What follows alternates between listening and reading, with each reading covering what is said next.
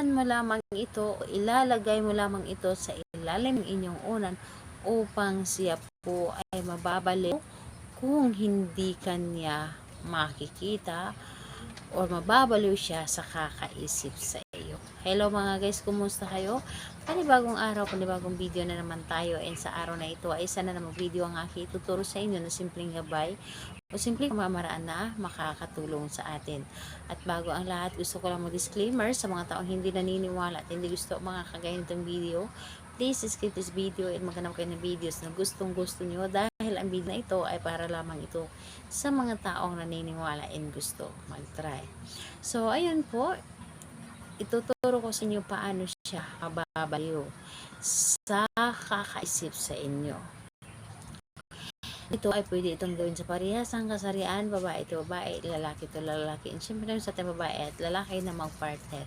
And pwede mo itong gawin kahit na kayo ay magkalapit at magka-LDR sa isa't isa. And ayun po, kailangan natin dito ng ating gagamitin sa paggawa ng ritual. So ang dapat nating ihanda dito is larawan lamang ni target. So larawan lamang ni target ang dapat nating ihanda dito. And kapag handa na yung larawan ni target, kailangan mo lamang din dito ihanda ang inyong sarili.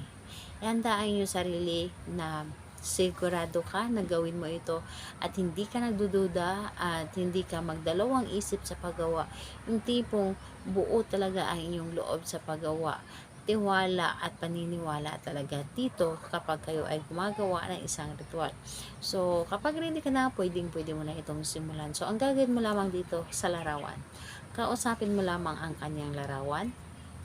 Kausapin mo lamang ito, sabihin mo lahat-lahat ang gusto ninyo, sabihin mo dito basta positive lamang, yung tipong nanggagaling sa inyong puso ang inyong sasabihin, yung tipong with feelings talaga, yung hindi lamang basta-basta na sinasabi lamang ngunit wala sa ating puso ang ating mga sinasabi. Kailangan nanggagaling sa ating mga puso.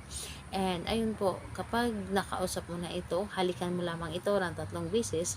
At pagkatapos ilagay lamang sa loob ng inyong or sa ilalim ng inyong higaan or di kaya sa ilalim ng inyong unan.